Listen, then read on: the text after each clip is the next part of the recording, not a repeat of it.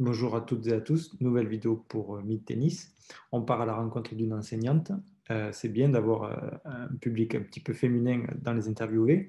Donc elle est enseignante de tennis, elle est préparatrice physique et elle a eu l'expérience et la chance de pouvoir suivre sur le tour pendant quelques mois Antoine Wong, que je l'avais croisé à l'occasion de Roland-Garros quand il avait fait son beau passage. Elle va nous parler de cette expérience-là et on va rentrer sur un sujet qui est novateur et qui est nouveau et qui, je pense, va vous plaire.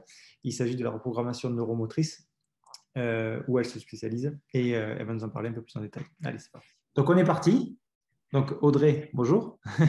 on va, Salut Anthony. donc je présente le sommaire pour tout le monde. Donc, on va faire partie 1, ça va être plutôt tout ce qui est présentation. Donc, te présenter personnellement, ton parcours personnel, on va dire sportif, le parcours pro et les expériences que tu as eues. Et on fera un petit focus en partie 2 sur ce que tu as pu vivre en tant que préparatrice physique.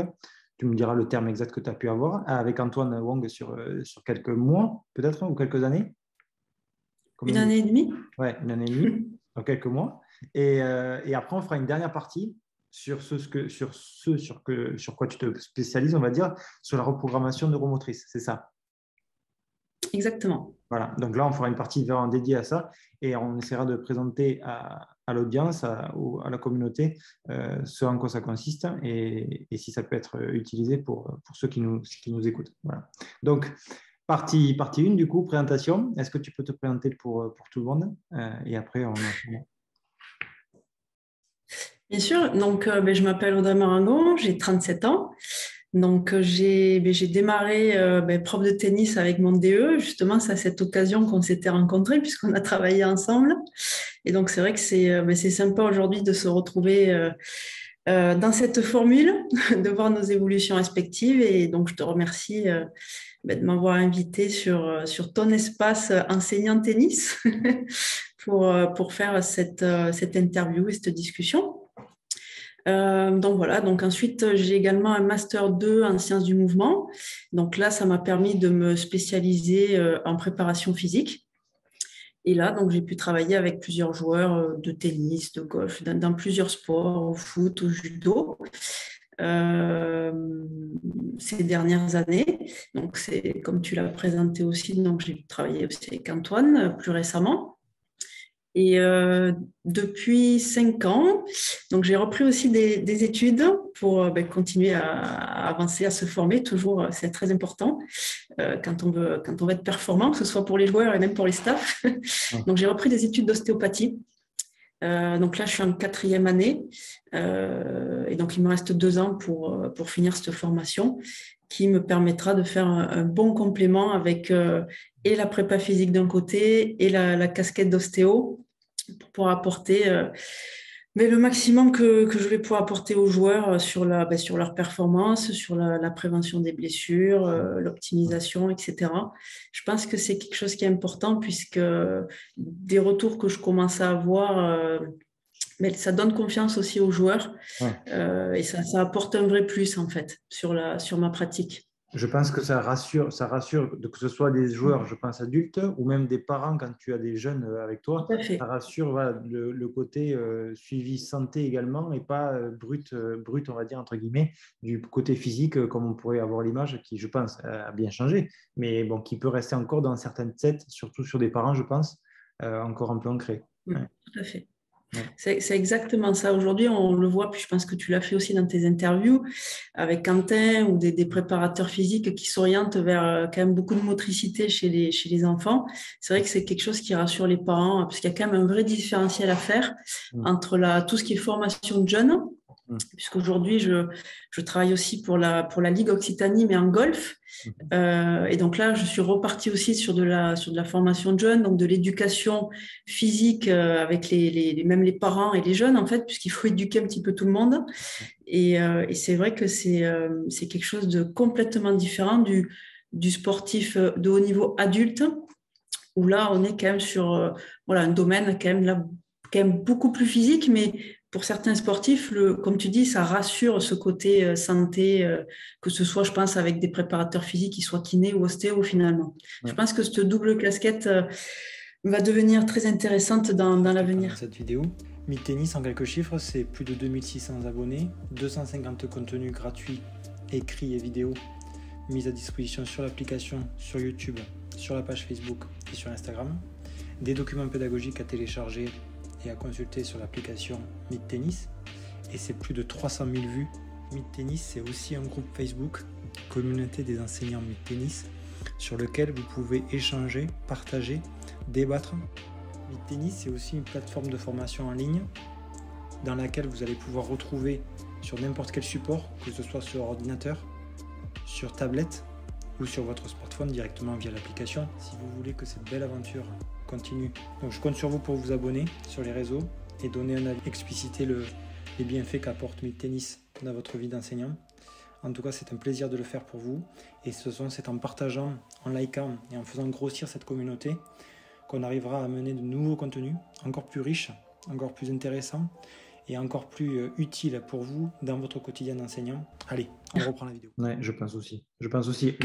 Ou sinon, le préparateur physique qui ne peut pas ou qui prend pas le temps ou qui n'a pas le temps, peu importe, de se former là-dedans, au moins qui, je pense, reste en contact avec des personnes justement qui ont cette casquette-là et qui arrivent à travailler main à main, comme la plupart des personnes qui sont, je pense, compétentes et enrichissantes, qui savent s'entourer de personnes qui vont les aider pour être meilleurs ensemble. Ouais. C'est ça. Après, c'est une organisation sur le staff, en fait, exactement. Tout à fait. Après, suivant les joueurs, je pense que peut-être que tu as des joueurs qui seront plus à même et ce sera plus facile pour eux d'aller prendre quelqu'un qui a déjà la double casquette, plutôt que d'avoir deux personnes, tu vois, j'imagine. Alors, sur les déplacements en compétition, je pense qu'effectivement, là, c'est quand même privilégié. Ouais, celui qui aura la double casquette, c'est quand même plus facile d'amener, comme tu dis, une personne que de payer 2 fois les voyages. C'est vrai qu'après, il y a une question financière sur le haut niveau qui est quand même récurrente.